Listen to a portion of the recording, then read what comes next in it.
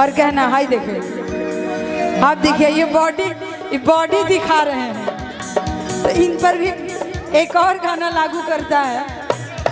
ना ना ना कि चैनवा पहिराला से आया बानी ना कहई बाए बबुआ, आए बबुआ कहना है का कहई बा, तू तलफुए कहई बाए बबुआ, तू तलफुए कहई बाए बबुआ, तू तलफुए कहई बाए बबुआ, तू तलफुए कहई बाए बबुआ, पठान सूट पहनाला से हीरो ना कहई बाए बबुआ, पठान सूट पहनाला से हीरो ना कहई बाए।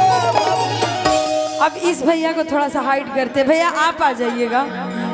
अच्छा आइए, अरे चाचा कहो तो खिसिया जाइए। हाँ, और देखिएगा ये भैया का डांस बहुत जबरदस्त है ना भाई, ताल कहीं और बा, इनकर ताल कहीं और बा। और कहना है कि तलिया बजावाला से डांस न कहई बाए बबुआ, तलिया बजावाला से डांस न कहई बाए बबुआ, आए बबुआ। तो देखो का कहबा, तू नचनिए कहई बाए, तू नचनिए कहई बाए बबुआ, तू नचनिए कहई बाए बबुआ, तू नचनिए कहई बाए बबुआ, तू नचनिए कहई बाए बबुआ, तू नचनिए कहई बाए बबुआ, नचनिए कहई बाए बबुआ। बहुत सुंदर लगा। हम तो सोचते रहे कि जागरण में खाली आई बनी।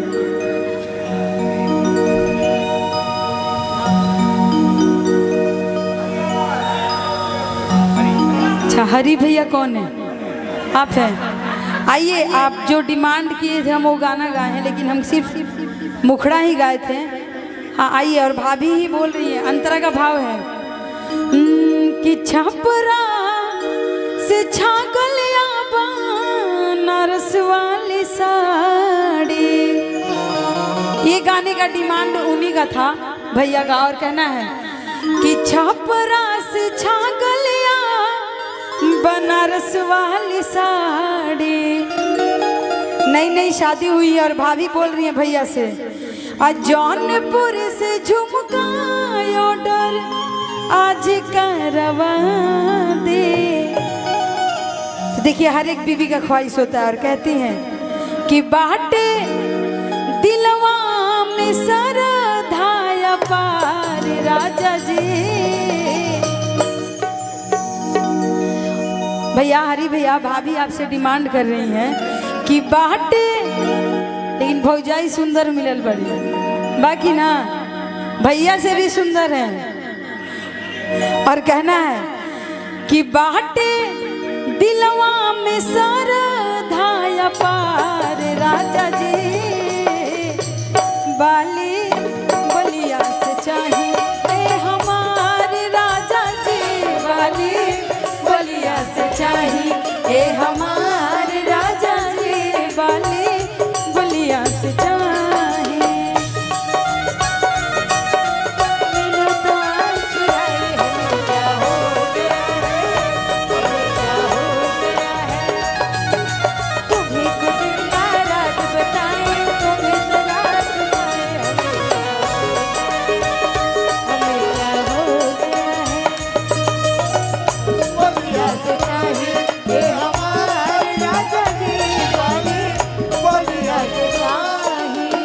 थोड़ा सा रिशु फास्ट में आना। और कहना है भाई, देखिए आज के जमाना में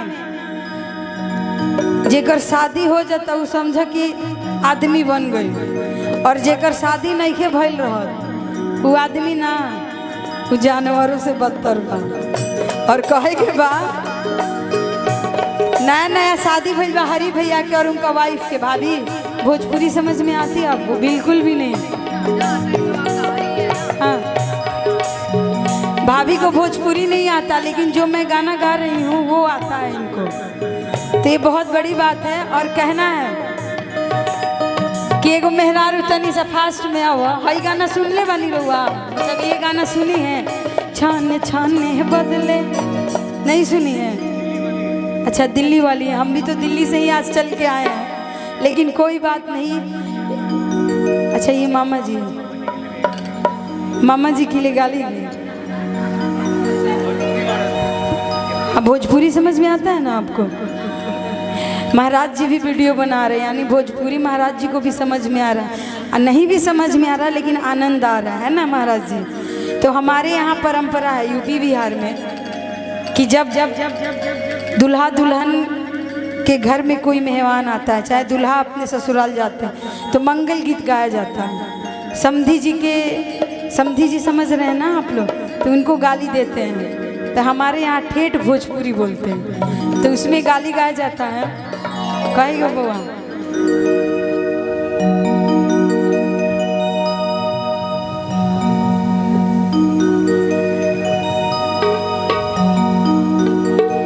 और देखिए भैया आपकी सासू आई हैं, कहाँ हैं वो?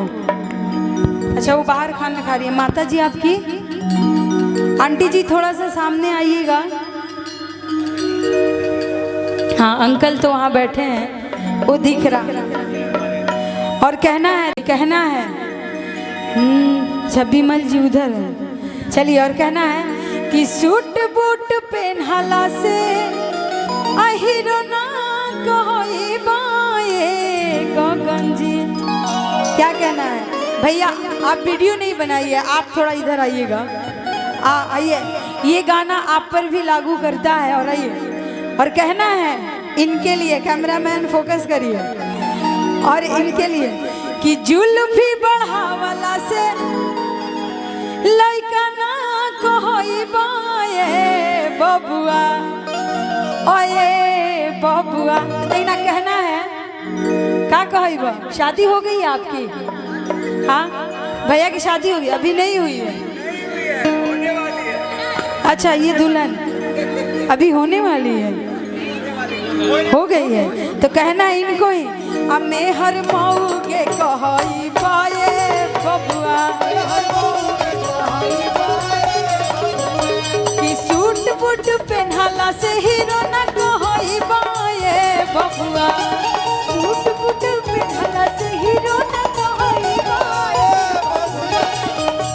और देखिए भाभी इधर आइएगा। हाँ आप ही को बोल रहे हैं, आइए इधर आइए। आपके हस्बैंड है ना भैया, अच्छे हैं, लेकिन जब मैं पूछी कि शादी हो गई है तो वो कंफ्यूज थे बताने में। ये चीज़ सुनिए, ये चीज़ उनसे घर जाके सवाल करिएगा, क्योंकि ये जो वीडियो है ये वीडियो यूट्यूब पे पड़ा रहेगा। और कुंदन भैया का और अर्चना भाभी का जो एनिवर्सरी का है, आप लोग यूट्यूब के माध्यम से भी देख सकते हैं।